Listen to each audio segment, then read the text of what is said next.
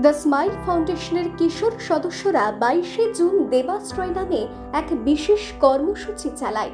এই কর্মসূচির মাধ্যমে আগরতলা শহরের বিভিন্ন প্রান্তে অবহেলিতভাবে পড়ে থাকা দেবদেবীর প্রতিমাগুলোকে সম্মান ও শ্রদ্ধার সঙ্গে সংগ্রহ করে আগরতলা পৌরসভার নির্ধারিত স্থানে যথাযথভাবে প্রতিস্থাপন করে।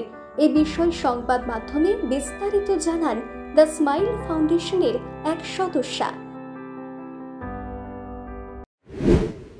নমস্কার, আজ 22শে জুন 2025 রবিবার আমরা দ্য স্মাইল ফাউন্ডেশন সংস্থার কিশোর সদস্যরা আগরতলার বিভিন্ন প্রান্তে দেবদেবীর প্রতিমাগুলো যেগুলো রয়েছে, যেগুলো অবহেলিত ভাবে এবং পরিত্যক্ত হয়ে রয়েছে, সেগুলো উদ্ধার করে যথাযথ মর্যাদা সহ আগরতলা মিউনিসিপ্যাল কর্পোরেশনের দ্বারা নির্ধারিত এক স্থানে তথা হাওড়া নদীর তীরে সেগুলো সম্মান দিয়ে পরিস্থাপন করার উদ্যোগ নিয়েছে।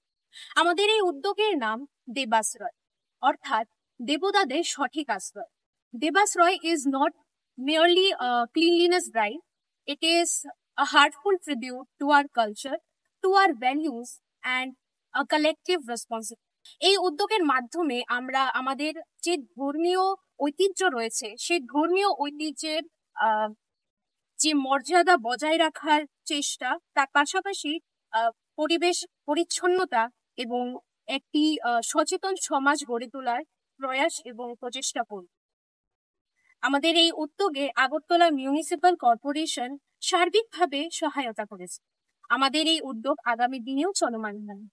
আসুন আমরা এই সমাজে নিয়ে আসি নতুন পরিবর্তন, হয়ে উঠি এই সমাজের পরিবর্তনের কণ্ঠস্বর।